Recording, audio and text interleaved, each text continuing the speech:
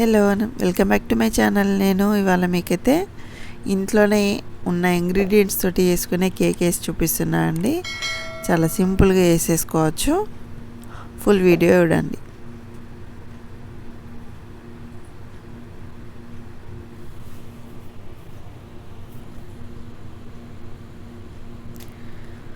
దీనికోసం ఒక బౌల్ తీసేసుకొని పెద్దది, అందులోకి ఒక పావు కప్పు దాకా ఆయిల్ వేసుకోవాలి.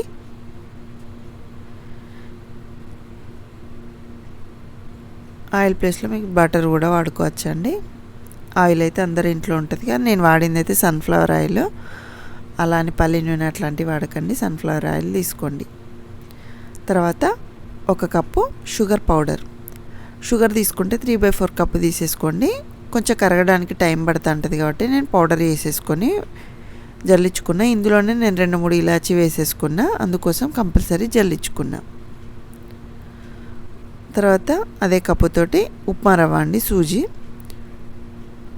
అందులోనే కాజు ఒక 2 టేబుల్ స్పూన్స్ దాకా కాజు బాదం వేసేసుకుంటే టేస్ట్ బాగుంటుంది. మిక్సీ పట్టేసుకొని పక్కకు పెట్టేసుకోవాలి. తర్వాత కప్పున్నర దాకా పాలు పడతాయండి. కొంచెం పడితే ఇంకొనని కూడా కలుపుకోవచ్చు. నేనైతే ఫస్ట్ ఒక కప్పు పాలు మొత్తం వేసేసుకొని మంచిగా కలుపుకుంటున్నా. కంపల్సరీ ఆయిల్, షుగర్ పౌడర్ మంచిగా కలవాలి, అలాగే పాలు కూడా మంచిగా కలుపుకోవాలి. విస్కర్ తోటి కలుపుకుంటే సరిపోతుందండి. దీనికైతే బీటర్ లాంటివి ఏం అవసరం ఉండవు. ఇందులో మనం ఏం ఎగ్స్ వేయట్లేదు కదా.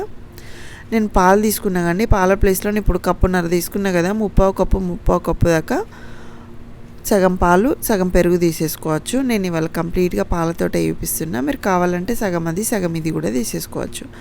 ఇలా తర్వాత మనం మిక్సీ పట్టుకున్న పౌడర్ వేసేసుకొని అంతా కలిసేలా ఒకసారి కలుపుకోవాలి. కలుపుకున్న తర్వాత ఇది మళ్ళీ సేమ్ అదే కప్పుతోటి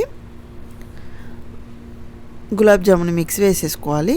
చిటికెడు సాల్ట్ వేసేసుకొని బేకింగ్ పౌడర్ ఉంటుంది కదా, ఇది 1/2 టీ స్పూన్ అండి, చాలా తక్కువ, 1/2 టీ స్పూన్ వేసేసుకోవాలి. బేకింగ్ సోడా ఒక 1/2 టీ స్పూన్ అంతే సరిపోతుంది. మనం తీసుకునే క్వాంటిటీ తక్కువ కాబట్టి తక్కువ వేసేసుకోవాలి. వేసేసుకొని ఒకసారి జల్లించుకోవాలి. మీకు కనుక రవ్వ ప్లేస్లో నచ్చకపోతే కొంచెం రవ్వ తెలుస్తూ ఉంటుందండి. రవ్వ ఫ్లేవర్ నచ్చక వద్దు అనుకుంటే మట్టుకు గులాబ్ జామున్ మిక్స్తో పాటు మైదా పిండి వాడుకోవచ్చు. సేమ్ మెజర్మెంట్స్ సేమ్, కానీ రవ్వ ప్లేస్లో మీరు అది వాడుకోవచ్చు. పాలు మధ్య మధ్యలో కొన్ని యాడ్ చేస్తూ కలుపుకోవాలి. ఇలాచి పౌడర్ వేసేసుకోవాలి. కావాలంటే వెనీలా ఎసెన్స్ కూడా కొంచెం వేసేసుకోవచ్చు. టూటీ ఫ్రూటీలు కూడా వేసుకోవచ్చు అండి. నేనైతే ప్రజెంట్ ఏం వేయట్లేదు, ప్లెయిన్గానే ఉంచుకుంటున్నా. ఈలోపే మనం ప్యాన్ ప్రీ హీట్ కూడా పెట్టేసుకోవాలి. ఒక 10 నిమిషాల ముందే బటర్ పేపర్ కూడా నేను ఆయిల్ అప్లై చేసేసి పెట్టేసుకున్నా. మీకు బటర్ పేపర్ లేకపోతే నార్మల్గా ఆయిల్ వేసేసుకొని దానిపైన పొడిపిండి వేసేసుకొని డస్ట్ చేసి పెట్టేసుకోవాలి.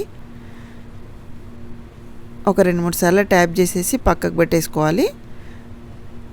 10 నిమిషాల ముందే పెట్టేసుకున్నా నేను, ప్రీ హీట్ పెట్టేసుకొని ఇది పెట్టేసుకొని